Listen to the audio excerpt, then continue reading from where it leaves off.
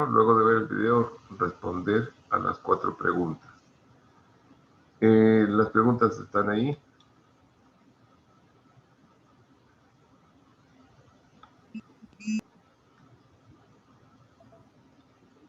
Vamos viendo cualquier examen. A ver.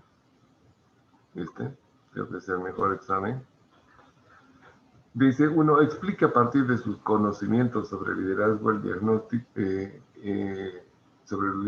el diagnóstico y exponga las mejoras que sugeriría.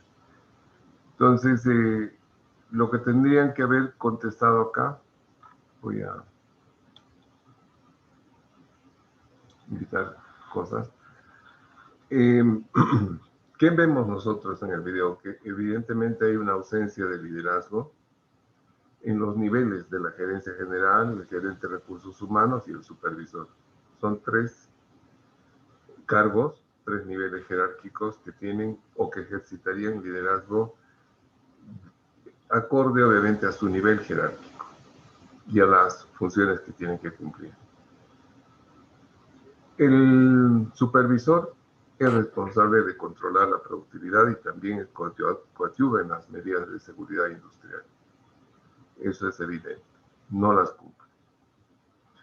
El encargado de recursos humanos seguramente es responsable de la contratación de personal que es inadecuado para esos cargos y obviamente tendría que velar también por gestar toda una estrategia de diseño de manejo de las diferentes funciones y también recordarle a la gente las responsabilidades. Eso podemos observar y el alta gerencia obviamente que carece de liderazgo porque no conoce de estos problemas pero ni los maneja bien.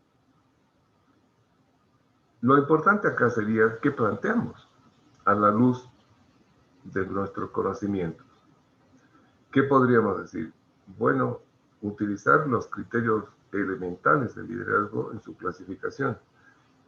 Diríamos, por ejemplo, para el supervisor, el perfil óptimo sería una combinación del líder transaccional autoritario, porque es el que imprime resultados, el que exige cumplimiento de procedimientos, etc.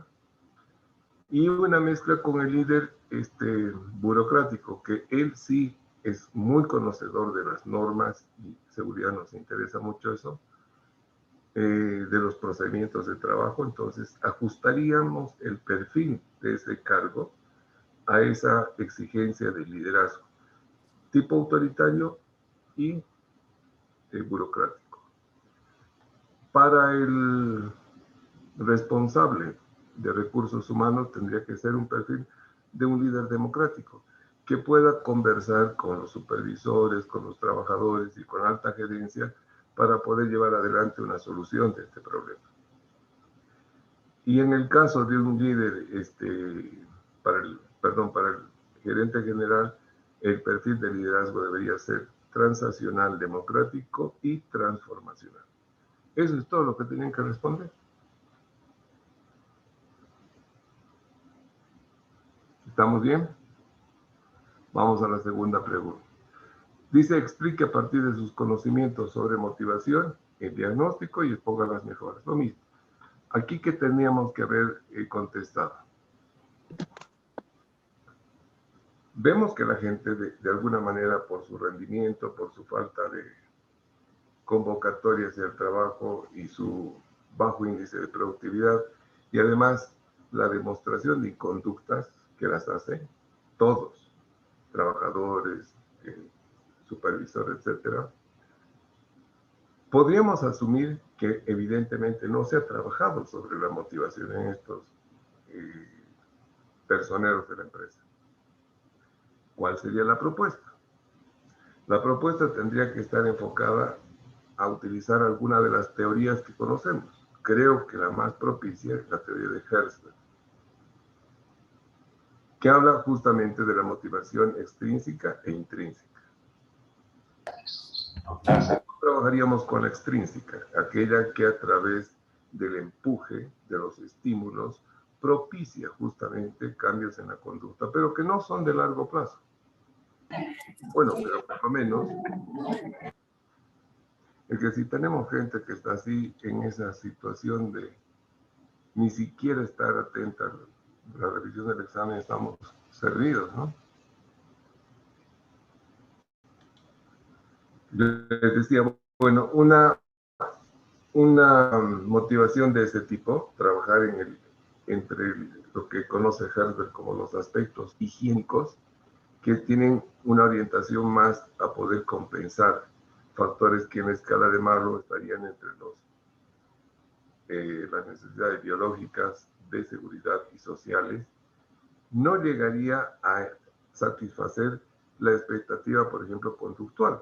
¿Por qué? Porque obviamente ese aspecto tendría que ser manejado por la motivación intrínseca. ¿Qué significa eso? Tocar los valores, trabajar con los intereses de los individuos para lograr que estos mantengan una conducta sostenible en el tiempo a través justamente de estímulos que sean consistentes y que ellos los incorporen a su conducta. Es el individuo, lo que les decía en alguna oportunidad, nadie motiva a nadie, ellos se motivan. Cada uno se motiva de distinta manera, pero tendríamos que detectar justamente aspectos, por ejemplo, como la autoestima, la misma seguridad, el amor por su estabilidad, por mantener condiciones de trabajo óptimas, calidad de vida, en fin.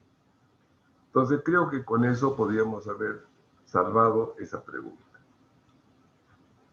Ustedes saben lo que han contestado, así que ya no vamos a entrar al detalle. Tercera pregunta era, explique a partir del conocimiento sobre cultura organizacional el diagnóstico y exponga las mejoras. ¿Qué podríamos decir? Que se puede evidenciar un clima laboral nada grato. Y el clima laboral es una respuesta que da cada uno de nosotros, obviamente, a los componentes más importantes que tiene la cultura organizacional. ¿Cuáles son esos componentes? Los aspectos visibles y los aspectos no visibles. ¿No? Una pirámide, el iceberg de la cultura organizacional. ¿Qué podemos hacer? Bueno, tendríamos que trabajar en las dos partes. En los aspectos visibles tendríamos que reformular las normas, los procedimientos, el reglamento, el manual de funciones, el manual de seguridad, tienen que estar impecables. La visión, la misión, los objetivos, en fin. Todo eso habría que revisarlo y adecuar nuevamente. Y en los aspectos invisibles, obviamente tienen que haber las relaciones humanas fundamentalmente, empatía, asertividad, buena comunicación, estima, espíritu de grupo, disciplina, responsabilidad, esos aspectos que son los invisibles. Con eso estaba salvada la pregunta 3. Y la otra, la última, era muy sencilla, ¿no? Había que distinguir cuáles son los aspectos, los agentes que están presentes en el ambiente de trabajo. Sabemos que los agentes son físicos, químicos, biológicos, ergonómicos y psicosociales. Los físicos en esta zapatería tienen que ser las máquinas de coser, los equipos de impacto, las herramientas que se utilizan que pueden generar algún problema. La iluminación, la sonoridad también son elementos físicos. Habría que ver, detallar, decir, esto es lo que se puede observar que no está bien en el caso. Segundo aspecto, los químicos. Ahí entramos con, algunos han respondido muy bien, solventes como la clefa, mucho polvo en suspensión debido justamente al corte del cuero, las sustancias con que se trata el cuero. Normalmente estamos hablando que el curtido se hace con metales pesados como el cromo, que es tremendamente dañino. ¿Alguien está rayando la pantalla? Por favor, ¿puede borrarla? La persona que rayó con una línea verde. ¿O quiere expresar algo con la línea esa? ¿Quién es la persona que ha hecho? Por favor, ¿puede borrar? Va a disculpar, licenciado, no sé cómo se borra, se ha apretado. Alguien que le ayude, tiene una opción ahí. Bien, Entonces, estábamos hablando de los aspectos químicos, cada vez me cortan ese problema. Había que detectarlos, ¿no? Esos aspectos químicos, los aspectos ergonómicos, las posiciones, las formas de trabajo. Yo descarto el humo, por ejemplo, de los fumadores y lo pongo en el ámbito de los aspectos psicosociales. Porque todas las inconductas en todo el mundo está prohibido fumar en ambientes cerrados, menos en ambientes de trabajo. Ya sería un problema de conducta, ¿no? De falta de respeto a las normas y obviamente a sus compañeros que tienen que inhalar humo sin estar fumando ahí. No se puede. Bueno, la forma, también los aspectos psicosociales, las conductas que tienen los trabajadores, que tienen hábitos desordenados, comen en el lugar de trabajo, hay una inconducta del supervisor cuando abusando de su poder está conversando qué sé yo de cosas con la secretaria, se pasa el tiempo hablando, en fin, hay inconducta. Esos son los agentes psicosociales. Y los agentes biológicos, creo que en todos los ambientes de trabajo siempre estamos expuestos a virus, bacterias, etc. ¿Cómo resolver cada uno de estos aspectos? Sin lugar a dudas, cada uno tiene su propio tratamiento. Los físicos, obviamente, de acuerdo a las normas y reglamentos que tiene la empresa sobre el manejo de estos equipos. Hay procedimientos que tienen que estar marcados. En los aspectos químicos, nosotros hemos visto grandes detalles sobre el uso de las fichas MCDS, sobre la NFPA 704, si está manejando solventes, hay que tener cuidado. En los aspectos ergonómicos, revisar el diseño de las máquinas, de los movimientos, de las posiciones de los trabajadores que están 8 horas, obviamente, muchos parados y que lógicamente tienen que regular ese tipo de trabajo. En los psicosociales, trabajar con apoyo especializado para poder tratar de modificar esas conductas irresponsables que tienen. Y los biológicos a través de las medidas de bioseguridad. Con eso creo que estaba salvada la cuarta pregunta. Eso era todo lo que tenían que responder.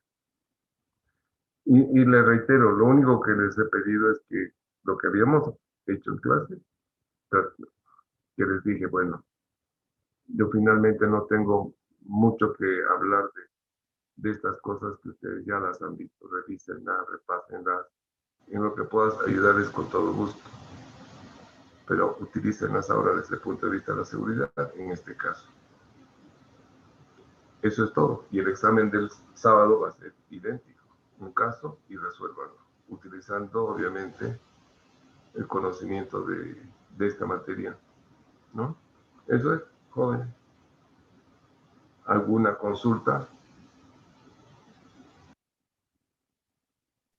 Licenciado, buenas tardes. ¿El examen del sábado igual va a ser personal, individual? Estuve pensando y no sé cuán conveniente será un examen por grupos.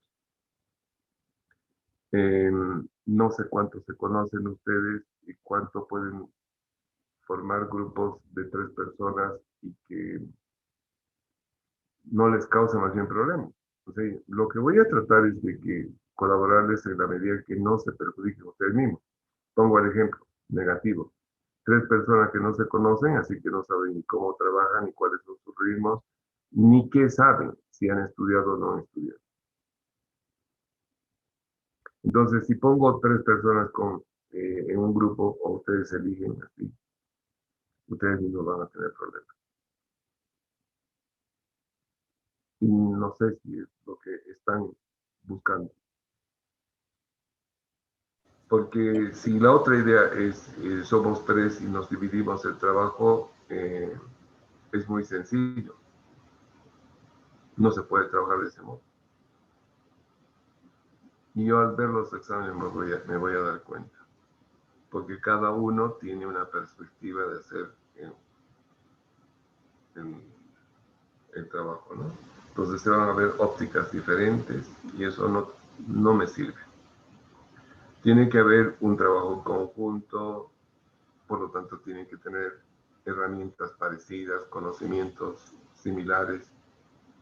Porque si se unen también al otro lado, tres personas que no estudian nada, ¿cómo que hay, no? Hay exámenes que ya porque ponían cosas, he puesto 2, 4, 5, porque ya no sabía qué poner, qué nota poner. Respuestas así, ya coloquiales, ¿no? Hay que motivar a la gente. Errores así garrafales, ¿no? Nadie motiva a nadie, primera cosa. Segundo, ¿y cómo motivamos si se podría motivar? Eso tenían que haber colocado, ¿no? O el liderazgo, hay que buscar líderes buenos. No entiendo. Esa es una expresión para un profesional de otra área, ¿no? Un ingeniero, un médico puede decir eso. Pero ustedes que viven en eso, su mundo es ese liderazgo, la motivación. ¿Cómo van a contestar de esa manera? Entonces, eso muestra que no sabe, no sabe lo pasado y no sabe lo de la materia. Entonces, si juntamos tres así, ¿cuál va a ser el resultado? Un caos total. Pero si a ustedes les parece que es una medida para contribuir a que den un mejor examen, no que saquen una nota de 100 o que solamente vayan por la nota, sino que demuestren que saben, ¿no? Porque estos exámenes son para eso, ¿no? Son de formación y ver qué saben los estudiantes y en base a eso también reformularlos. O sea, tenemos la obligación de reformular nuestra estrategia de enseñanza y también la próxima evaluación. Por eso que yo estoy abierto a que podamos considerar. Pero todo pasa por estudiar. Si no estudian, así pongamos el examen que pongamos, ¿qué podemos hacer? Ahora, en ese caso, yo parto siempre de un principio, y no sé si usted lo comparte, ya que hablamos tanto de valores, de principios. Creo que la autoestima es un valor que hace rato lo hemos perdido los bolivianos. Yo les decía en los exámenes que dábamos presencialmente, yo iba con la lista y les decía estas son sus notas, se las leía públicamente. Había notas de cero y lo que miraban pues, llamó por nombre, decía, fulano tal, presente, tiene cero, y se reía. Yo no sé si era de nervios o se ríen de sí mismos. A una persona que va a un examen sin haber estudiado, sin pasar clases, sin estar en la clase, ¿cómo puede presentarse en el examen si ya sabe que va a sacar cero? ¿Para qué va? Es hacerse un daño terrible, ¿no? Entonces, todas esas cosas ustedes deberían valorar. Bajo ese paraguas de observaciones que hago, ustedes díganme, ¿qué es lo que plantearían? ¿Un examen por grupos? ¿Un examen individual? Buenas tardes, ¿en qué puedo hablar? Claro que sí, adelante. Ok, La persona que ha rayado sigue rayando más y más. ¿No le pueden explicar cómo se borra, por favor? ¿Alguien alguna vez ha hecho esas rayas? Yo nunca he hecho, pero ¿saben cómo borrar? No, licenciado, esa raya que está un poquito más arriba, yo al intentar tratar de borrarlo, justamente lo hice. Ya, lo dejaremos así. Dice, ella tiene que entrar a la opción que se le costaba meter lápiz y apretar borrador, eliminar todo y ya se borra. Señorita, la que ha hecho entonces, por favor, adelante. No le quito más el espacio. Adelante, joven. claro que sí, gracias, Inge. Bueno, muy aparte de eso, sí, como usted tiene razón sobre hacer en grupos y no, por mi parte, yo apenas conozco una persona que recién me he enterado que está en el grupo que lo conozco. A todos los demás, no sé quiénes son, no sé cómo trabajan, cada uno creo que se vale por sí mismo, ¿no? Pero también sería una buena manera también de hacer un equipo si nos conociéramos. Pero este no es el caso, nos puede tocar personas que no colaboren y al final salir perdiendo peor. Yo optaría especialmente por darlo individual y si es grupal, aunque sea, sería pedirle a usted de favor, como hay en otras materias, poder hacer un caso el día de hoy o hasta el día viernes que podremos realizarlo con usted para que nos sirva de ejemplo para poder realizarlo y así el día del examen estemos más preparados y ya tengamos más idea de lo que estamos haciendo. En mi caso, la verdad pensé que iba a tener un poco más de nota porque escribí lo que realmente creí que era acuerdo, pero cuando usted dijo las dos respuestas, vi que no es así, solamente tuve buena puntuación en la cuarta respuesta, los demás confundí todo. Pero sobre todo tener la práctica o poder hacer una práctica, un caso con usted para realizarlo. A ver, hay un caso ahí, si quieren ahora mismo lo vemos, ¿les parece bien? En YouTube hay un caso interesante. Claro que sí, que si nos sirve para el segundo parcial, Pero o claro, sea, Sí, por favor. perfecto, tenemos ejemplos de eso y así ya vamos repasando. espérenme un minutito, voy a buscarlo. Licenciado, disculpe, mientras usted lo busca, Ujú. ¿puedo darle una sugerencia? Le habla Fernanda Palacios. Pero claro que sí, María Fernanda, ¿no? Exacto, sí. Usted nunca quiere decir su nombre completo. Caso, un ratito. Adelante. Miren, Ok, caso de Patos Andinos está acá. Y lo tengo señalado. Adelante, adelante. ok, voy a empezar a decir mi nombre completo, entonces, por más que no me guste. Ya. Lice, yo recibí comentarios de muchos compañeros que tuvieron la oportunidad de pasar en semestre no virtual con usted y Ya. me dijo que hacía simulaciones y de casos que podían existir en diferentes ocasiones, ¿no? Como incendios y demás. Ajá. Y ahora que es virtual, no sé si podríamos hacer algo parecido. Me parece algo muy interesante y que pueda añadir un puntaje tal vez extra, porque siento que una mayoría, y hablo por mi caso igual, tenemos una nota que piensa que no está bien. Yo, por ejemplo, tengo una baja nota, siendo que según lo que yo estaba contestando estaba bien, pero ahora que usted lo explica, tienes otra visión. Ujú. Podríamos aplicar algún trabajo como esos de simulación o un trabajo extra que usted nos pueda dar para mejorar las notas. Mejorarlas ya no puedo porque están ya insertas y está en el Moodle, ¿no? Y como está Claro, integrado con la web SIS, ¿no? Tendríamos que pensar en el segundo parcial y y en el tercero, ¿no? exacto. Correcto. Justamente para eso le decía, porque claro que ya la nota está Sí. plasmada, ¿no? Ujú. Y la verdad es que no sé, tendría que, si yo quisiera modificar, tendría que ser con justificativos. Yo estar convencido, y bueno, eh, supongamos que en la pregunta 4 a una persona le he puesto 20 y me decía 25, bueno, modificar ahí, puedo hacerlo, pero tendría que modificar todo el conjunto y eso creo que no es lo que usted está proponiendo, sino más bien de acá en adelante. A ver, veamos un caso, más o menos este, y sobre esto conversamos, María Fernanda, ¿le parece bien?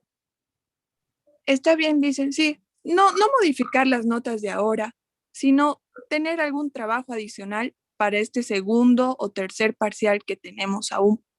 Ya, vamos viendo. Sí, claro, con todo gusto, vamos a ver algo. Gracias. A ver, Dicen, ¿cómo está? Buenas tardes. Habla Fabiana Pereira.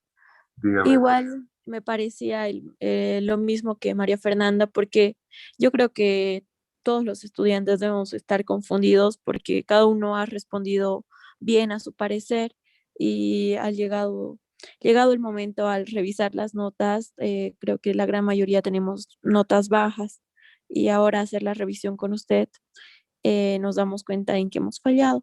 Entonces, no sé si de la misma forma igual podemos ver de practicar más casos para no fallar en el examen.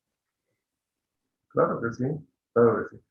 Eh, Les dije en una parte de mi charla del día que estas evaluaciones son formativas y tienen este carácter formativas en el sentido de ida y vuelta para el alumno y para el docente. Para el alumno, obviamente, darse cuenta dónde están sus errores, qué es lo que no está aplicando correctamente. Hemos hablado de que el formato de educación en línea, si bien es cierto, no está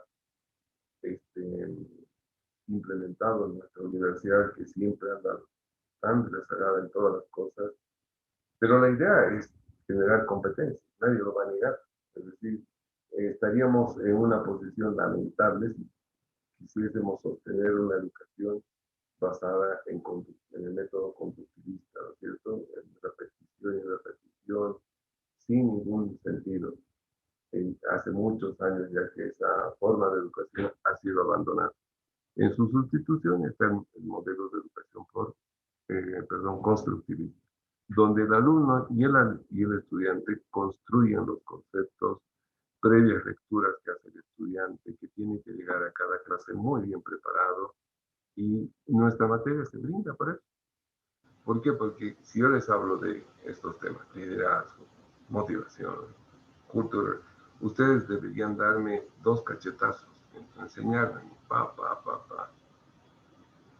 Pero si me van a responder en el examen, como les he dicho, sin ninguna burla ni sorna, ¿qué medidas de seguridad? Es que el liderazgo es malo, entonces tendríamos que buscar un liderazgo bueno. Oigan, esa es una respuesta de kinder, ¿no? De kinder. Entonces, hoy el modelo es educación por competencias, que ustedes tienen que resolver situaciones de la vida real, problemas, porque para eso están estudiando, para salir al mercado laboral con competencias. Ahora, hay una cosa, lógicamente todo esto tiene que tener un sistema, es indudable, la base.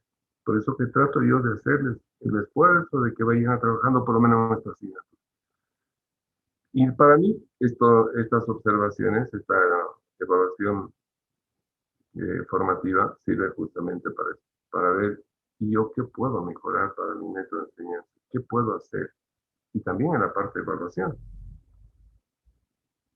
Por ahí no es lo recomendable un estudio de caso, y podemos llegar a esa conclusión. Tal vez ustedes no están preparados para eso. Entonces, va a ser un examen así de falso verdadero. ¿Se imagina un examen de seguridad falso verdadero? Debe ser el desastre más grande.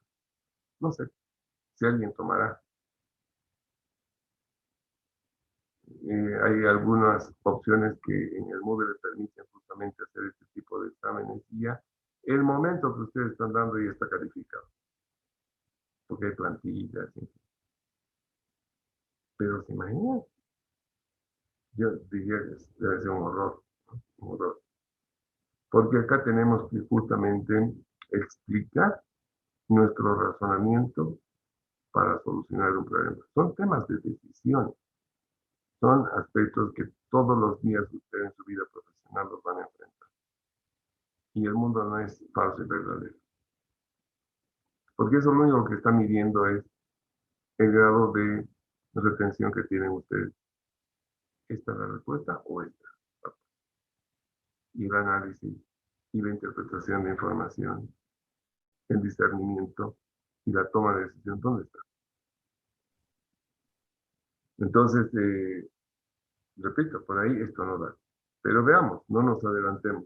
Haremos la prueba con este caso. A ver, yo nunca lo he visto. Por curiosidad lo encontré en alguna otra oportunidad y veremos si nos sirve. A ver, un minutito.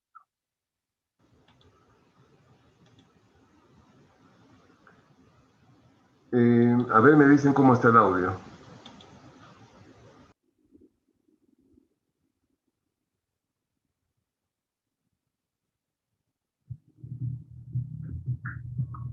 Campamento Cerro Dragón, provincia de Chubut, Argentina, 16 de mayo de 2011. ¿Está bien el audio? Sí, Lisa.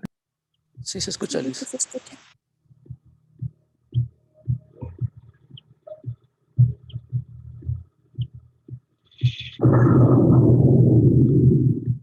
En la realidad, afortunadamente no hubo fatalidades ni daños personales, pero lo que ocurrió dejó aprendizajes.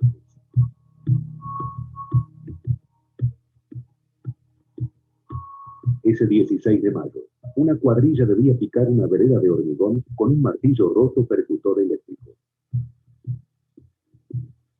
El objetivo era hacer una canaleta para realizar un nuevo tendido eléctrico. Los supervisores habían visto un plano en el que aparecía una línea de gas que pensaron debía pasar bien por debajo de la platea de hormigón. Los operarios, en cambio, no habían visto el plano, pero como había una instalación de gas a la vista, exploraron el sitio. Abrieron una cámara cercana y vieron que había un caño de gas a unos 60 centímetros de profundidad, orientado hacia la zona del trabajo. Pensaron que el caño continuaba hacia la cámara y no hacia la zona donde se iba a trabajar. Se inició el trabajo normalmente hasta que el martillo perforó accidentalmente un caño de gas de 2 pulgadas que se encontraba a 11 centímetros de profundidad dentro del hormigón. El caño estaba en servicio a una presión de 4 kilogramos sobre centímetro cuadrado. No se produjo explosión ni incendio. El operador del martillo eléctrico quedó cubierto de hidrocarburos, pero afortunadamente no sufrió lesiones. En el baño, del otro lado de la pared, había 2 personas que fueron alcanzadas por la niebla de hidrocarburos a través de las ventanas. Ellos advirtieron al supervisor, quien rápidamente cerró la válvula de corte ubicada a 300 metros. Este supervisor sabía exactamente dónde estaba la válvula. Al mismo tiempo, el jefe de obra activó el rol de emergencia. ¿Cómo se debería haber procedido en este caso? La instalación de gas es una fuente de energía importante y está muy cerca. Tomamos conciencia. Si la tocamos, podría ser muy grave. Es esencial planificar cada trabajo con toda la información disponible y tratar de prever qué podría salir mal.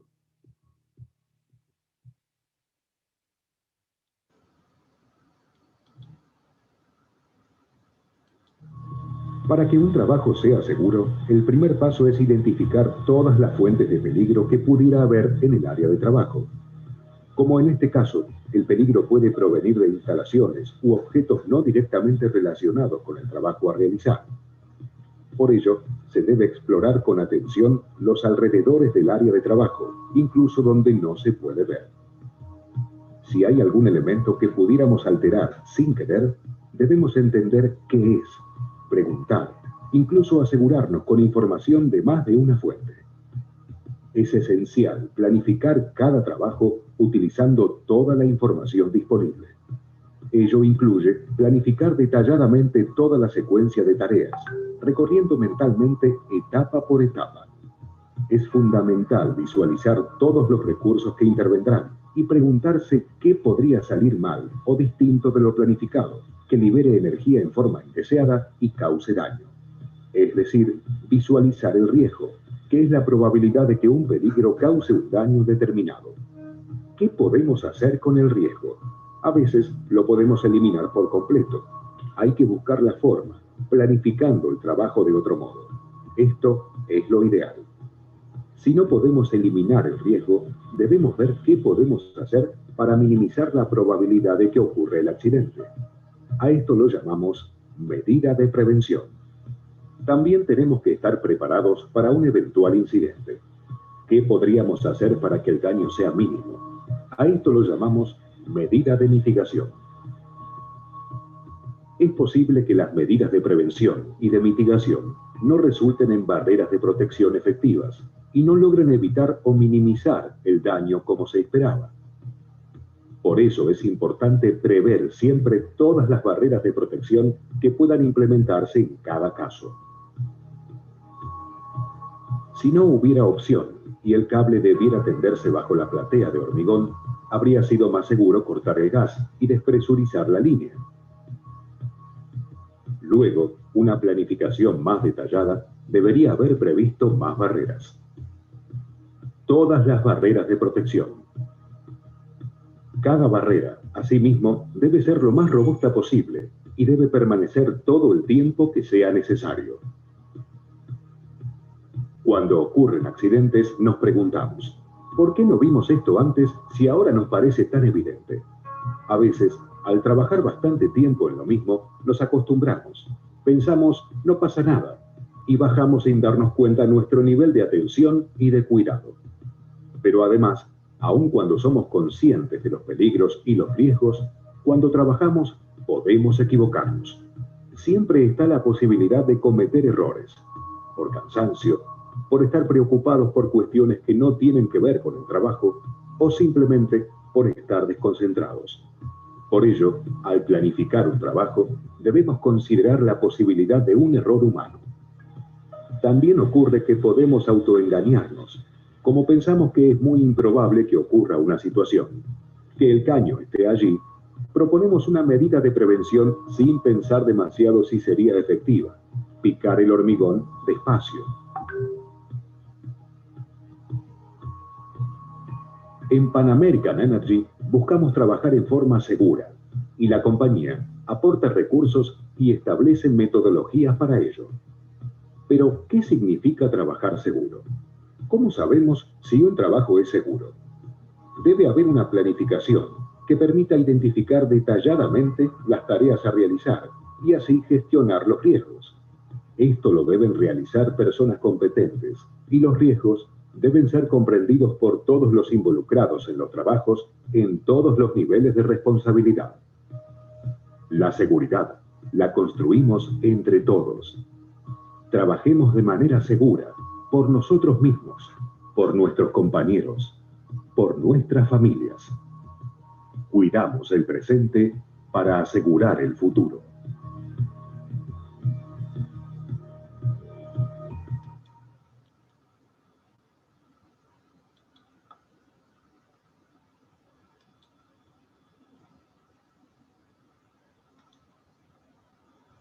No sé qué opinión tienen respecto a este video, por ejemplo, es un caso, ¿no? Es un estudio de caso. ¿Qué deberíamos hacer?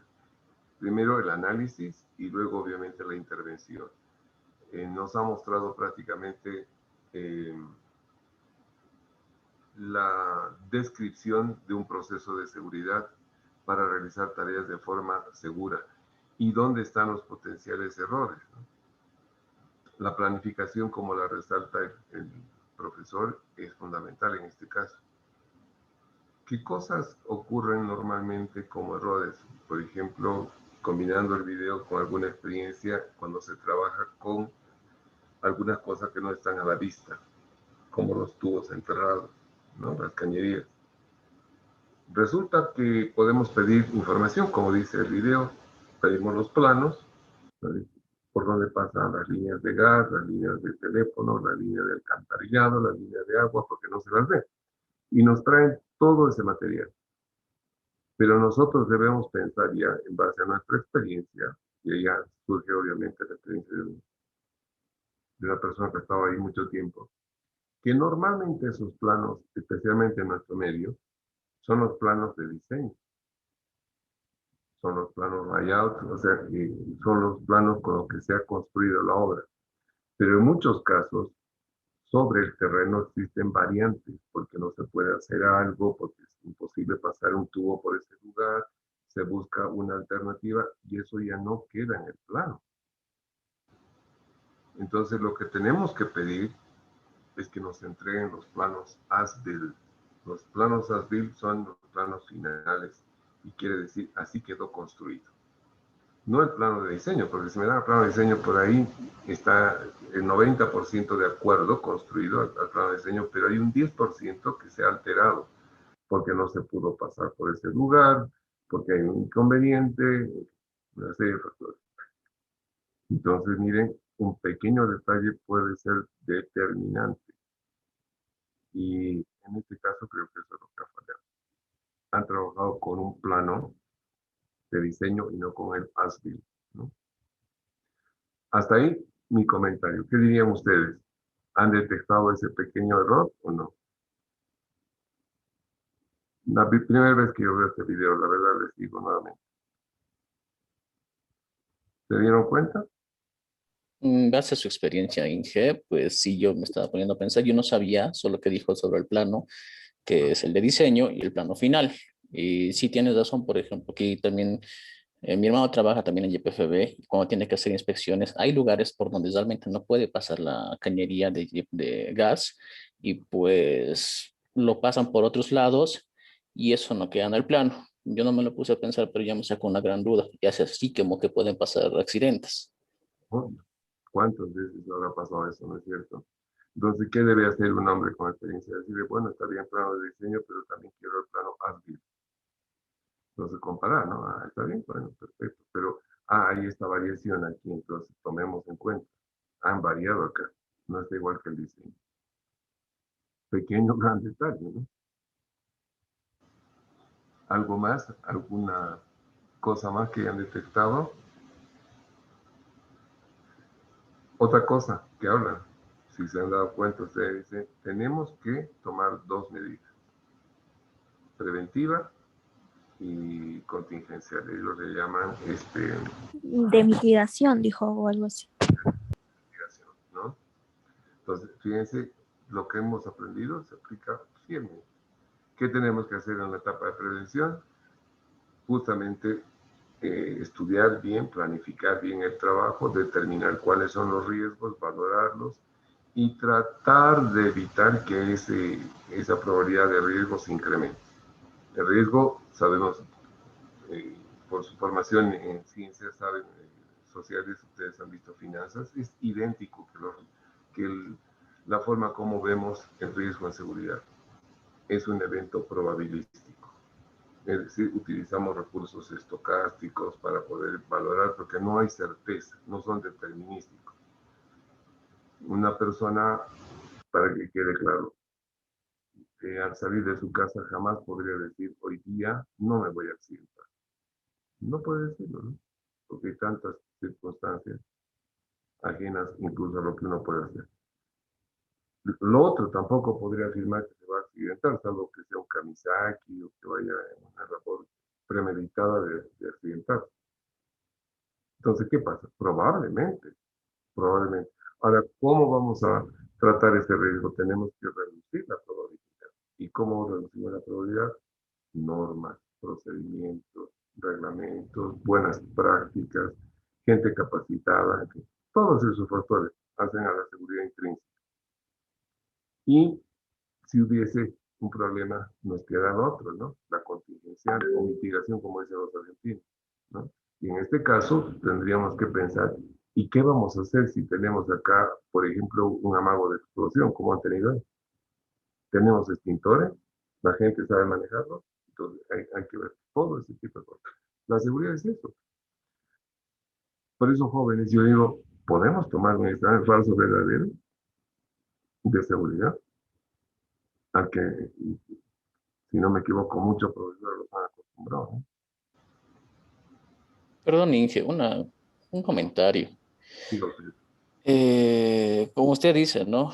Podemos tener toda la teoría, pero en anteriores semestres, cuando era presencial esto, podíamos tener también la práctica y llevarlo, así como experiencia y también como que si alguna vez no sucede, realizarlo. Ahora simplemente estamos con la práctica y sí, bonito ver un video, pero otra cosa es vivirlo. No sé si podría haber la posibilidad que realmente podríamos hacerlo, tal vez en pequeños grupos, aunque sea el manejo de extintores, aunque sea cosas así pequeñas, pero de tener esa experiencia y aparte también podría ser como participación extra en la clase, ¿no? No todos van a ir, obvio, porque también entiendo lo del COVID, como usted lo dijo, no es posible, pero tal vez sí lo puede tomar en consideración.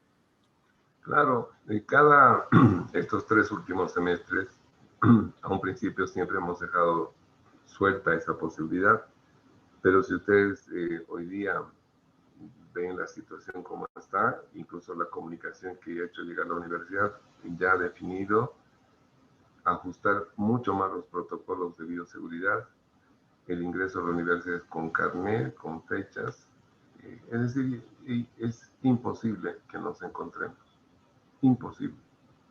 Yo creo que Licenciado, ¿qué dirá? yo tengo una propuesta que la estuve pensando desde el semestre pasado porque yo estoy repitiendo la materia con usted. Es una propuesta un poquito más factible para la situación que estamos viviendo. Mi opción era que cada uno hagamos un simulacro, ya sea de incendio, de terremoto, en nuestras casas y lo hagamos con nuestros familiares, cómo reaccionar, qué hacer, etcétera.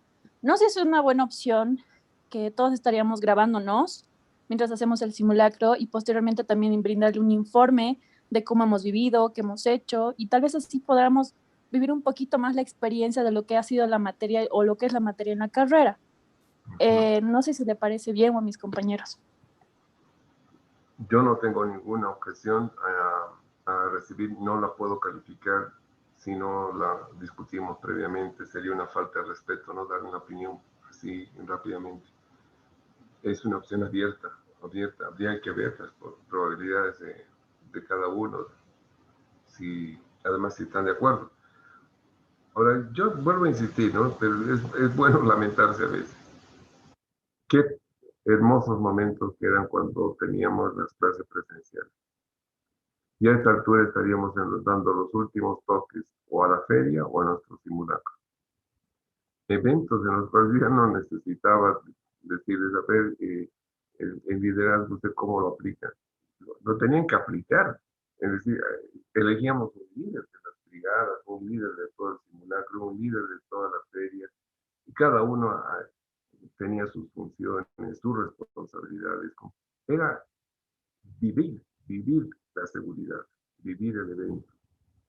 Aplicaban también otros conocimientos que no tenían que ver con seguridad, como por ejemplo, hacían un marqueteo, pero terrible, porque conseguían sponsors, conseguían apoyos en algunos tipos de entrevistas, buscaban, qué sé yo, relaciones públicas, visitaban canales, empresas, convencían a la gente para que participe, a otros para que sean disertantes, a otros para que estén de oyentes.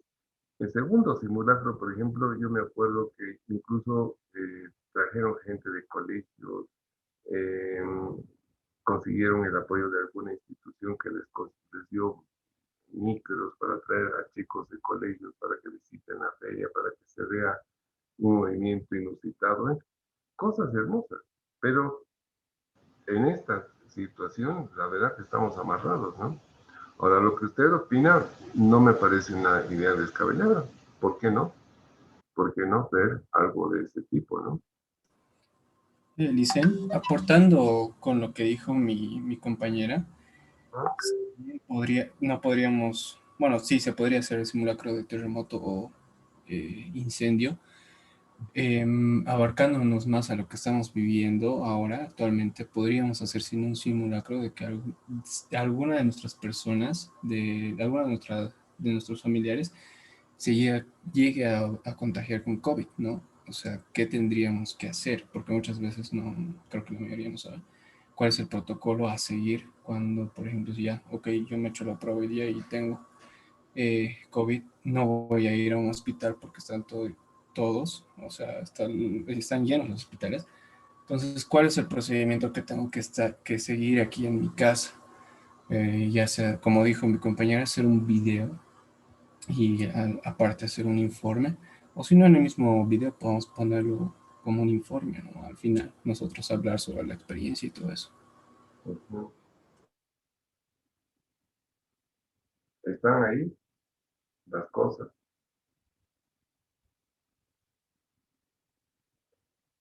No sé qué opinan todos, ¿no? Vuelvo a reiterar, yo estoy ya no a escuchar, todavía no podemos tomar una decisión, pero primero escucharemos, ¿no? Propuestas, ideas. ¿Qué dicen?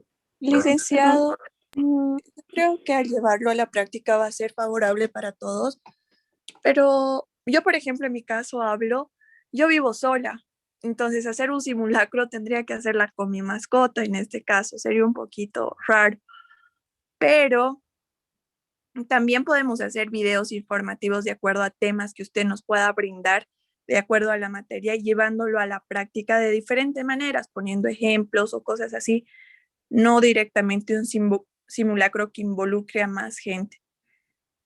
Yo creo que es una manera muy factible también de aprender y aplicar el método que usted está utilizando, ¿no? llevar todo el conocimiento que nos brinda hablarlo a la práctica, que es lo que más nos enseña. Claro, claro que sí. Perdón, Listen. Sí, adelante. aló. Perdón, quería comentar lo mismo que mi compañera. Yo también vivo sola, vivo en un edificio y para hacer el simulacro me trataría de pedir permiso a la administración, coordinar con mis vecinos y demás. Y también se nos dificulta, quizás estaría abierta la posibilidad de hacerlo en mi trabajo o en algún otro espacio, o como dijo, presentar un informe solamente. O tal vez también se me ocurrió la idea de cómo hacer los protocolos de bioseguridad para distintas empresas. Supongamos en la empresa que yo trabajo no siguen el protocolo de seguridad, de bioseguridad que seguimos, es básicamente empírico. Entonces, a mí se me ocurría como propuesta presentarle a mi jefe un documento donde ya cada uno tenga como pasos, reglas que debe seguir para ingresar a la empresa y demás. Quizá podría darnos esa posibilidad a las personas que no vivimos con la familia, tal vez. El problema es de que un examen tiene que tener condiciones similares para todos, ¿no? Tiene que ser general, universal. No puede haber unos hagan esto, otros, obviamente ya se dificulta la forma de evaluar los parámetros y podemos cometer incluso injusticias, ¿no? Tienen que ser para todos lo mismo. A ver, sigan aportando ideas. Listen, yo pienso que la idea que dio mi compañera, esa de elaborar algún protocolo para alguna empresa, es muy cierta porque hay muchas empresas que no tienen esta normativa así de seguridad y salud en el trabajo, o también se puede aplicar desde el ámbito de una seguridad y salud, una normativa en esta época de COVID, ¿verdad? Porque no hay una normativa oficial que da... Hay una normativa. Han trabajado mucho en eso. Lo que pasa es que del aspecto de bioseguridad, o sea, con respecto al COVID. Pues, ya está. Claro, han trabajado muchísimo en eso. O sea, no existe la aplicación en muchas empresas, es decir, hay algunas empresas que son informales, otras son poco formales, entonces yo creo que si ponemos si podemos aplicar esto para alguna empresa, alguno debe tener algún conocimiento, podría plantear eso a la empresa y le daría beneficio a él en su trabajo de ese informe y a la empresa igual. Claro. A ver, sobre este tema,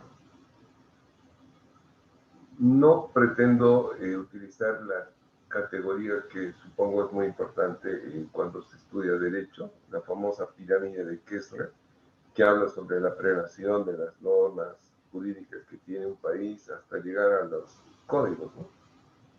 Algo parecido sucede cuando interpretamos la normativa en seguridad y en cualquier otro tipo de actividades. Para que algo se aplique en un dominio de un país, de un espacio autónomo, independiente, como es la característica de cada uno de los países, la ley es la que define todo esto. Pero ¿qué categoría? La Constitución, en este caso la ley de leyes en nuestro país, la Constitución política que tenemos. De ella se derivan las leyes sectoriales y de carácter específico. Pero vamos con una ley, supongamos la nuestra, la Ley General de Higiene y Seguridad Ocupacional. Para que se aplique esa ley, que es un conjunto de principios más de tipo de políticas, no digo políticos, ¿no? Sino de políticas, de planes genéricos. Podemos decir de deseos de mejora, de bienestar. Para que sean realidad tienen que haber decretos específicos. Y ustedes han debido leer mucho de eso también, ¿cierto? Esta ley tiene sus decretos y acá está el decreto específico que hace a la relación de cumplimiento técnico de lo que dice la ley. Hasta ahí está bien. Y las empresas tienen que hacer sus propios procedimientos de trabajo. Entonces, cuando esa relación se rompe, obviamente una empresa está incumpliendo y estará sujeta a penalizaciones de distinta índole, ¿no? Que a veces son complicadas y ustedes como futuro gerente deben saber. Hay penalizaciones administrativas, civiles, penales. Y cuando hablamos de salud, es lo más terrible, ¿no? Entonces, no se debería jugar con eso. No debería haber ninguna institución que no tenga, obviamente, su protocolo claramente establecido con respecto a las normas que tenemos en Bolivia. Bueno, hacer los procedimientos es una buena tarea. Se pueden hacer los procedimientos. Esos procedimientos tienen que estar acordes con leyes internacionales, con normas nacionales. Obviamente, proponerlo puede ser una tarea interesante. Pero en el ámbito de bioseguridad creo que no hay muchas cosas donde perderse. El distanciamiento, el uso del equipo de protección personal, el uso de insumos para poder inertizar o eliminar la presencia del virus. En fin, creo que no son muchas cosas. Hay operaciones que son mucho más complejas que ellas sí podrían analizar, pero tampoco podemos entrar a una complejidad muy grande, ¿no? Pues tampoco al otro lado, que hay en lo muy elemental. Pero ahí dejaremos, puede ser una opción, puede ser la otra. Parece que no hay mucha acogida de hacer una simulación